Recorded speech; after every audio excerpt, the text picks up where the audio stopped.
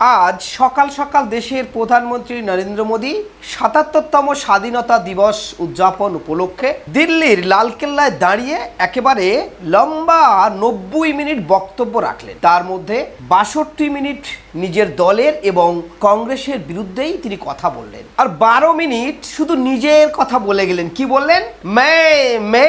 মে জানি না দেশের প্রধানমন্ত্রী এই ১২টা মিনিট ৯০ মিনিটের মধ্যে মে মে মে বলে কি বোঝাতে চেয়েছেন, সেটা নিশ্চয়ই দেশের মানুষ বুঝে যাবেন। আর দেশের মানুষের জন্য মাত্র ৪ মিনিট তিনি বক্তব্য রাখলেন। তার মধ্যে তিনি কিন্তু আগেই নির্দেশ দিয়েছিলেন প্রতিটা মানুষের ডিপিতে কিন্তু ভারতের তিরঙ্গা পতাকা রাখার কথা বলেছেন। কিন্তু আজকে আপনারা একবার ভেবেছেন, আমরা সবাই যখন নিজেদের ঘরে তিরঙ্গা, অফিসে তিরঙ্গা, নিজেদের স্কুলে তিরঙ্গা, নিজেরা একসঙ্গে বসবাস করে বিভিন্ন জায়গায় তিরঙ্গা পতাকা তুলছি, তখন কি ভেবেছেন যে এই ভারতবর্ষে যেভাবে কখনো হরিয়ানা, কখনো রাজস্থান, কখনো মধ্যপ্রদেশ, কখনো গুজরাট, আর কখনো ঘটে গেল এবার হরিয়ানাতে একসঙ্গে ১.৫ কিলোমিটার ধরে প্রায় ৭৫০র অধিক বাড়ি, ওষুধের দোকান, হোটেল, একাধিক বস্তি বুলডোজার চলে সমান করে দেয়া হলো। এই সমান মাটিতে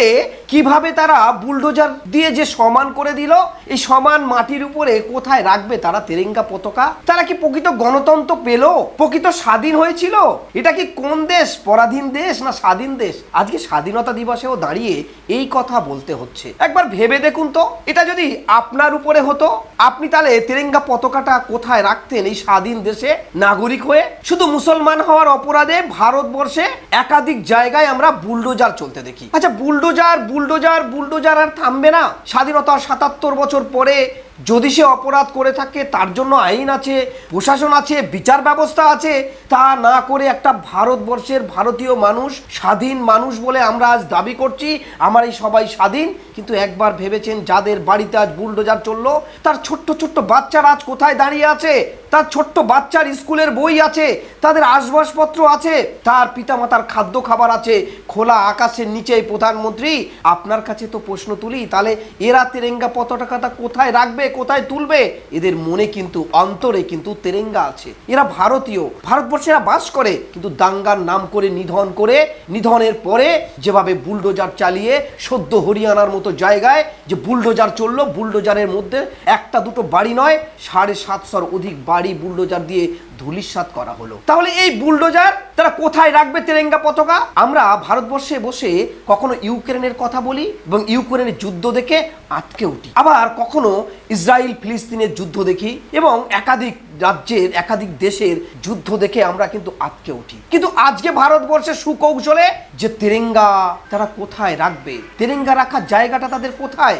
একবারও কি লালকেল্লায় উঠে একটা মিনিটের জন্য আপনি দেশের প্রধানমন্ত্রী বলতে পারলেন না যে বুলডোজার বন্ধ হওয়া দরকার? এরা গণতন্ত্রপ্রেমী মানুষেরা এই ভারতবর্ষে বাস করে, তাদের অপরাধ থাকতে পারে, তা বলে এভাবে বুলডোজার চালিয়ে তিরঙ্গা তারা কোথায় রাখবে একবারও কি আপনি ভাবলেন না? তাহলে এই ১৫ই আগস্ট ৭৭ বছর স্বাধীনতার পরেও তারা এতটাই পরাধীন। শুধু সেখানেও থামছে না, তাদের বিরুদ্ধে বয়কটের ডাক, হিন্দু মুসলিম ভাগ করা, একেবারে প্রকাশ্য প্রশাসন দাঁড়িয়ে থেকে অন্ধের মতো প্রকাশ্য তাদেরকে কাটার কথা, হুমকির কথা, তাদেরকে বয়কটের কথা।